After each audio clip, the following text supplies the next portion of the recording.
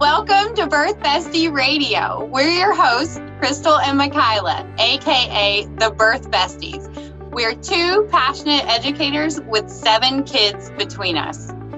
During this podcast, we are going to take a fun, lighthearted approach to look at the real truths about pregnancy, birth, and motherhood. In other words, from bump to teen and everything in between.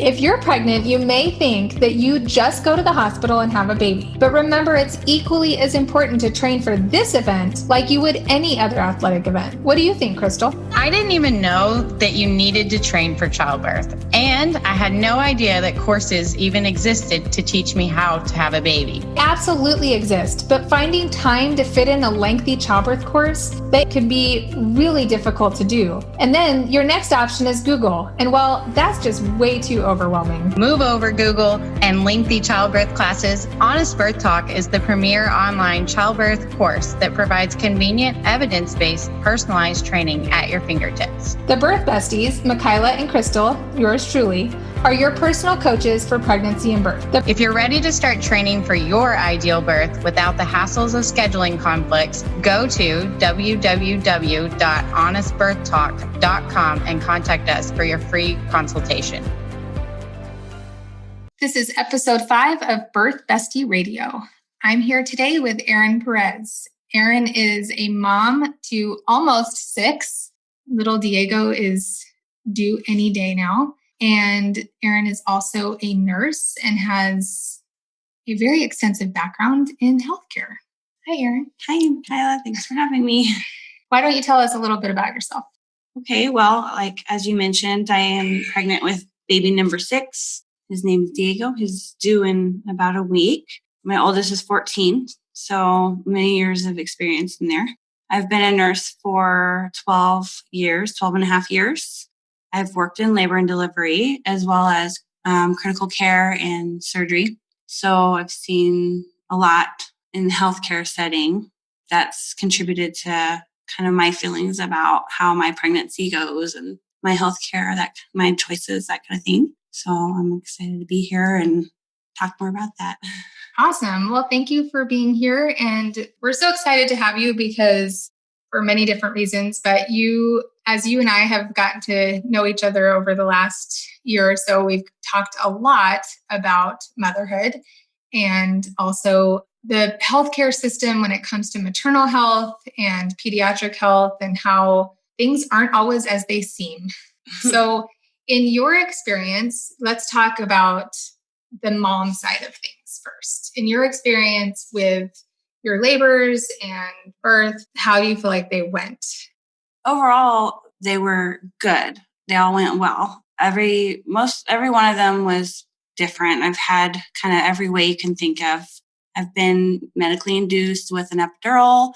I have went into spontaneous labor with no epidural. I have been induced with no epidural.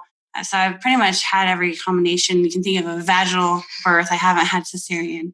Overall, they were good, but there's a lot of things that in my head as I reflect back on those experiences, there's a lot of questions about why was it like this? Or, my first couple of babies, I just was the good patient in nursing school who went in and kind of did what I was supposed to do. And I didn't really ask questions about what was going on or how things were being done. And my third baby, after graduating nursing school and, knowing more than I ever had before, I wanted to take more control over my body and the whole pregnancy. And I went with a midwife at a freestanding clinic, completely different prenatal, care. And it was a totally different experience. It was wonderful going into labor and not having that epidural, not really necessarily needing it because the induction is so much more painful. Yeah. So that was my third baby. Number 4, I actually developed a pretty rare complication with that pregnancy and ended up having some liver problems and some problems with the placenta, went undiagnosed. And my water broke 34 weeks. And I knew something was wrong but at that point hadn't been able to get my providers to really listen to me with what was going on. I had it's called intrahepatic cholestasis of pregnancy. Most people haven't heard of it, and it's very rare. The itching all over my body was the main symptom. And since you can see no rash or anything, you're kind of looked at like you're just nuts. I thought I was nuts. I looked under the mattress for bed bugs and stayed up, sleepless nights just in misery trying to figure it out, which I did, figured out myself. I just knew something was wrong. I found this condition. I asked to be tested for it. They actually hadn't even heard of it. They did finally test me for it, but the diagnosis didn't come back till after her delivery. But thank goodness, and the delivery is kind of the cure to everything. So my water broke. I was offered actually amnio infusion because she was only 34 weeks gestation, and I just knew something was wrong. And something in my head said something is wrong with the placenta, and I don't know why to this day, other than it was just a mother's instinct. So I did ask to be induced, and I was, with no epidural, because at 34 weeks I was very scared. It was a very scary experience for me. Didn't want to do anything else to compromise the baby. That was at 5 pounds, my very smallest baby, the most painful thing I've ever been through, because that Pitocin is horrible without the epidural. And luckily she's a big, healthy girl today, and I haven't had that problem in subsequent pregnancies. Yeah. I want to touch real quick on how you were talking about mother's intuition. Crystal and I talk about this a lot, how we as a society have moved away from trusting our intuition and trusting our gut, because we believe that our medical team knows better, right, most of the time.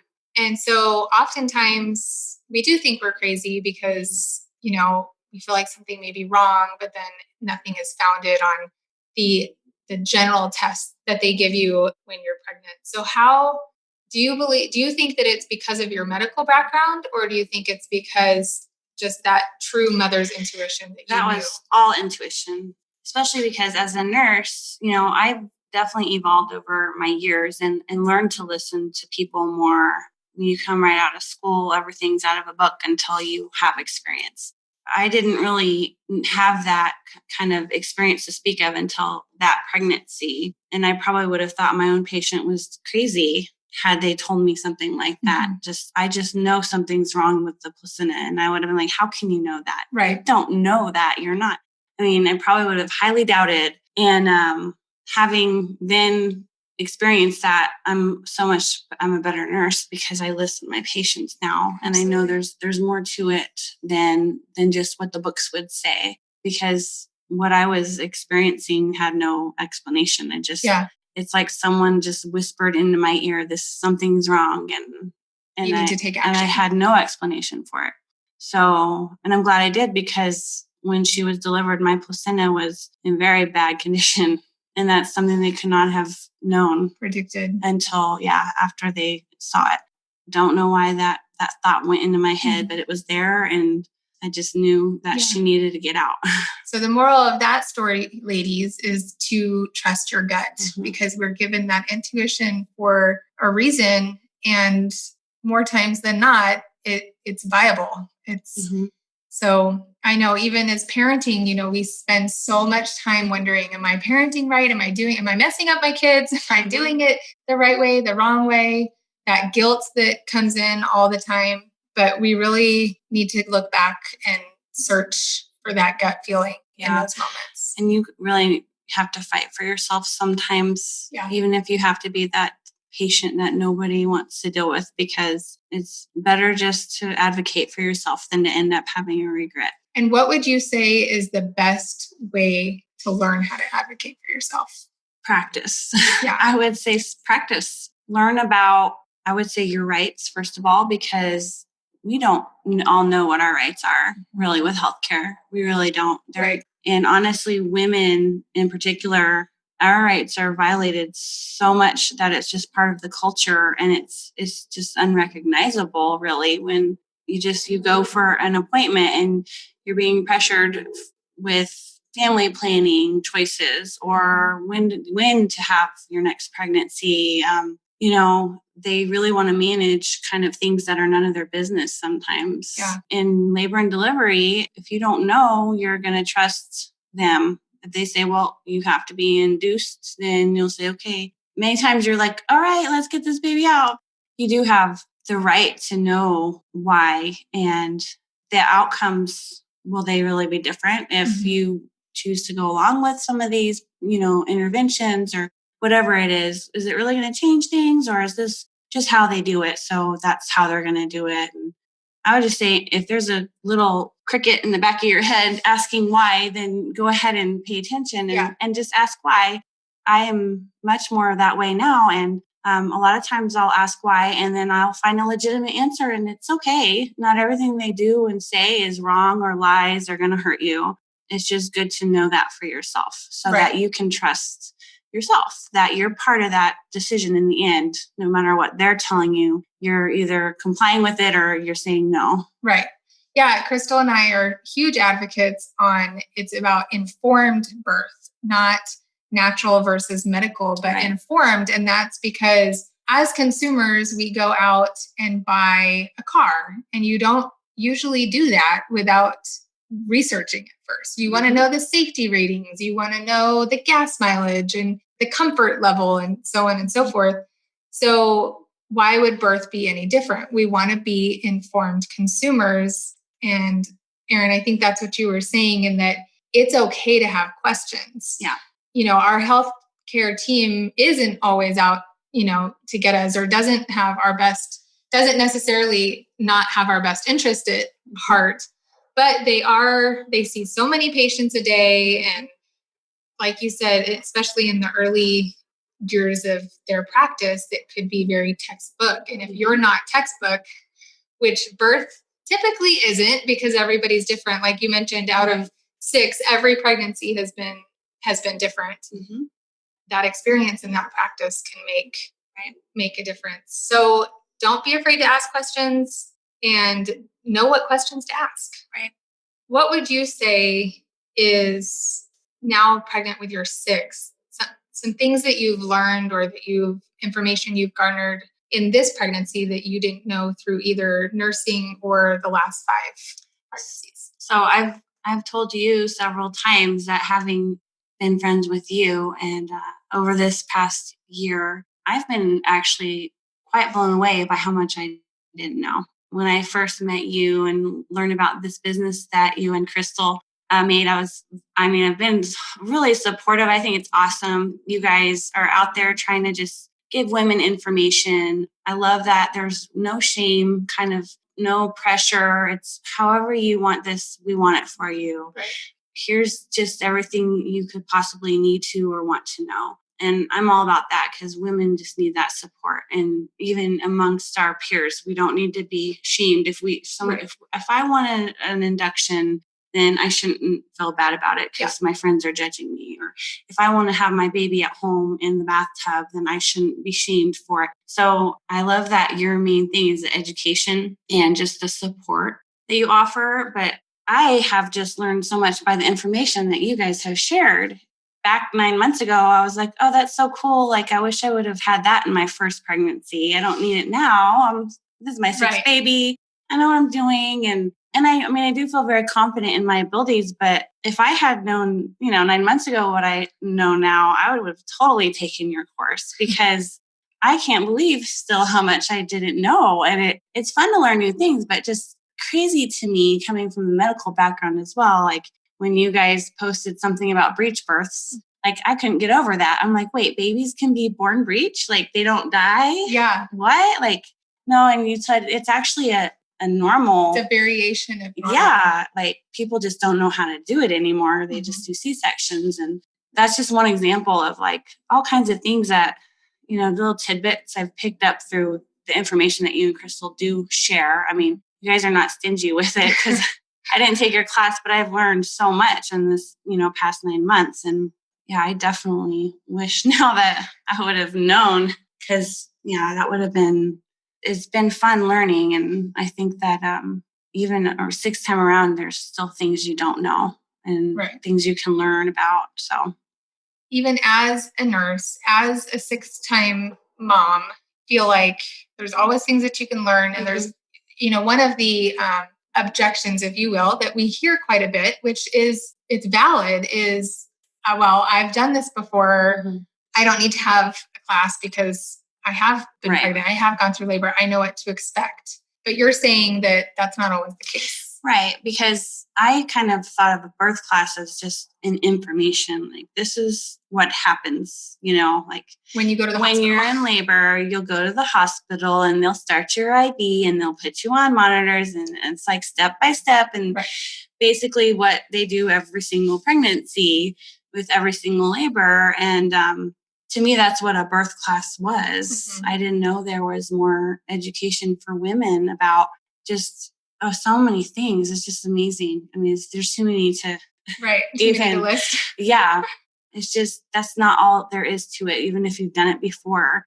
And I will say that just having people supporting you in the way that you and Crystal are with your clients, it gives you confidence, and it tells you have that voice saying, I'm okay, I'm doing good. I believe in myself. These people believe in me. They're not questioning me. And you can listen to your instinct. And sometimes your instinct can be telling you things are good. Everything is okay. You don't have to worry. It's not always like, oh, something bad's about to happen. Right. It's really nice to kind of have that inner peace as well. It's like almost an inner strength you have as a mother that you get from being empowered. And I never had that before. And I've had that more just as your friend. Aww. Because you're so sweet and supportive of me that I never had in any other pregnancy. Even my wonderful husband, he doesn't know how to do that. Right. He doesn't know how to do that for a woman. Like, he knows how to be my husband. And if I tell him what I need, he'll give it to me. But he's never been through this. So he can't empathize as much as he may want to. Right. And in labor, you can't always voice what you need. So education is equally important, I think, for your support person, for your husband, or whomever that is that you choose to have in the room with you. Because if you can't voice what you need, then how can they help you? Right. Well, they don't want to see you in pain, and they have to, my husband will be begging me to get an epidural because he can't handle it. And I'll be the one saying, no, I can do this. Going back to what you had said about, you said something, and I'm not going to get the word for word, but about like drawing out your inner power. Right. And I love that, because that's what we believe education does. It does. Totally. Yeah. Because comparing my first to now my sixth, that inner power wasn't there before that. I was kind of just, like I said, being the patient and going to the doctor when they said I had to come, and not asking too many questions, You knew you were only going to get 5 minutes with them. Yeah. And just, you don't want to be the difficult patient or, any kind of inconvenience to people. And they don't necessarily mean to make you feel that way at all, but it just happens. What would be a piece of advice you could give people? Because oftentimes it's looked, maybe the medical staff frowns upon a woman coming in with a birth plan. So what do you think that they're necessary? I think that a birth plan is a really good idea. It's not a good idea to tell your doctor while the baby is out for the head comes out and then to tell them, hey, don't clamp the cord. Right. You're not going to think about it. You might even think about it, but there's probably very small chance you're going to even say it because too much is going on. It's just good to talk about preferences before things really get going, so that everybody kind of knows what you want. And a lot of the things that are on a birth plan are not huge requests. A lot of times it goes back to doing your research. Mm-hmm. So if a hospital or a doctor, your provider is already practicing some of the things that you want, your desires, then you don't need to go write a full page of requests. Exactly. But you want to make sure that you hit main points so that it kind of tells a story about what your wishes and desires are for your birth and for your baby. So as a mommy, what are some pieces of advice that you would give someone listening to this podcast, and then I'm gonna have you share a funny story.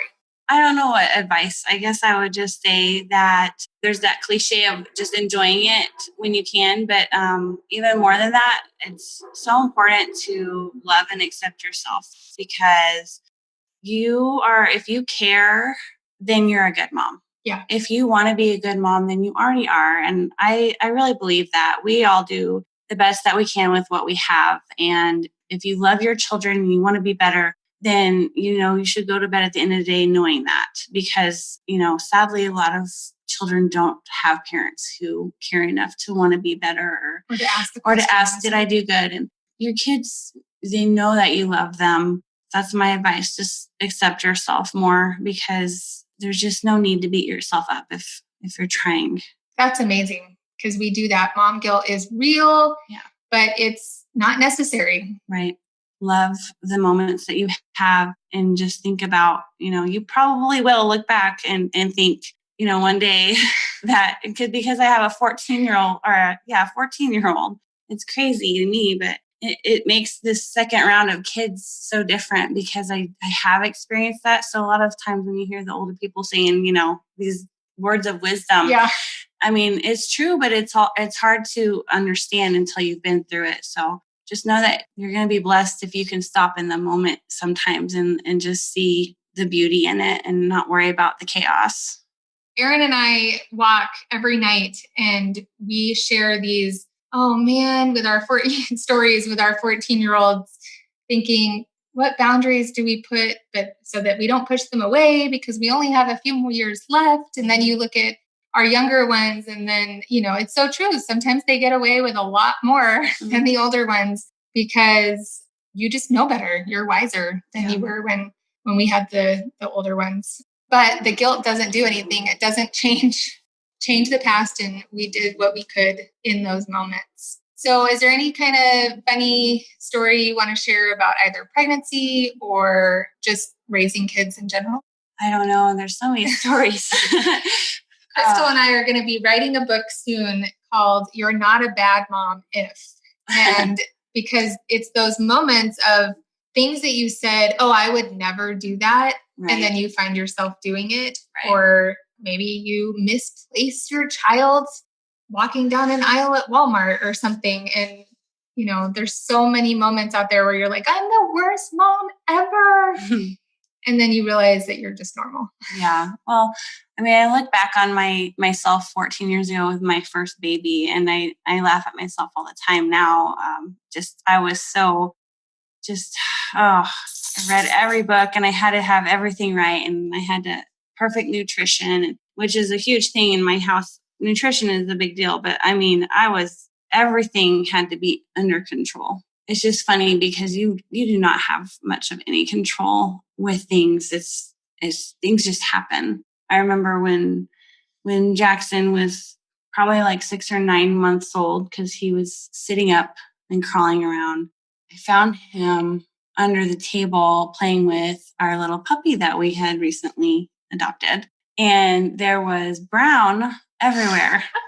It was all over his mouth and his hands and in his mouth. And I freaked out. I mean, and here I am, I'm a nursing student at this time, and microbiology is fresh in my head. And I mean, I was like the Clorox queen. I'm so much more laid back about Cloroxing things now, but it was abhorrent to me. And I picked him up, and I just held him out in front of me, and just was probably screaming. I don't know. Luckily, he thought it was funny and he was giggling. And I ran through the house with him. So he's like, it's a ride. Mom's giving me a ride. And she's screaming like a crazy woman. I put him in the bathtub, turned the water on. And I took the little sprayer nozzle, the shower head sprayer, and was spraying his mouth out. And I'm glad you thought it was funny and not like, traumatizing. Yeah. But then, I finally got past my crazy reaction and looked and said, okay. And I realized it was brownie, not poop. And that's one of my favorite stories, mostly because he was just laughing and I was freaking out. It was like completely different reactions. But I think I'm the same. Freaking out about, Poop and Brownie, they do very Poop much or chocolate. Yeah. But now, if the same thing was, if I were to walk upon the same scene now with my baby, I would stop and maybe first think it was poop, but be like, take a moment. And then be like, okay, and like assess the situation. And then I wouldn't freak out either. I would just like, I hate this. This is disgusting. Right. It's poop, and go clean it up. Like I wouldn't be acting like the, tornado sirens were going off outside or something, but definitely have a slower reaction time to things now. Actually, we had a poop incident in the bathtub the other day, as a matter of fact. My husband said, Erin, come here. And I just knew. And when you've had this many kids, the first thing that always goes through your mind is something like, well, it's poop or vomit. Yeah. Something I don't want to deal with. Nobody warns you about how much you are going to talk about poop or vomit when you become a parent. Yeah. But that's hilarious. Those moments of sheer terror during your younger kids, but then, older kids, but then, like you said, taking the time to assess as opposed to just immediately freak out. And I think there's truth to you become older and wiser a little bit with that. Well, thank you so much for being here and sharing with us your stories and your lessons learned. And we wish you all the best and can't wait to meet baby Diego. And we'll have to have you back on after he's here so we can hear all about your birth story. All right. Can't wait. Thank you. That's a wrap for this week's episode of Birth Bestie Radio. Thanks for joining us. And be sure to visit www.honestbirthtalk.com to join the conversation, access the show notes, and discover our fantastic bonus content, such as our free mini course. When was the last time you spent 3 days away with your bestie? Or heck, even 1 day? Probably never since you brought those little blessings home. We are Michaela and Crystal, the birth besties and founders of Honest Mom Talk and Honest Birth Talk. The Bestie Weekend Getaway is an event for moms just like you. At this awesome event, we will be ditching the mom labels, exploring deep self-care, and letting loose. So ladies, dig out those high heels. What happens at Mom's Night Out stays at Mom's Night Out. You're going to be leaving this event with a renewed sense of confidence. No more guilt or shame. And you're going to learn how to trust your intuitions. So, if you want to know more, go to www.honestbirthtalk.com, or you can join us on Facebook in our Honest Mom Talk group, where you can encourage, relate, and connect with other moms just like you before the event. We'll see you there.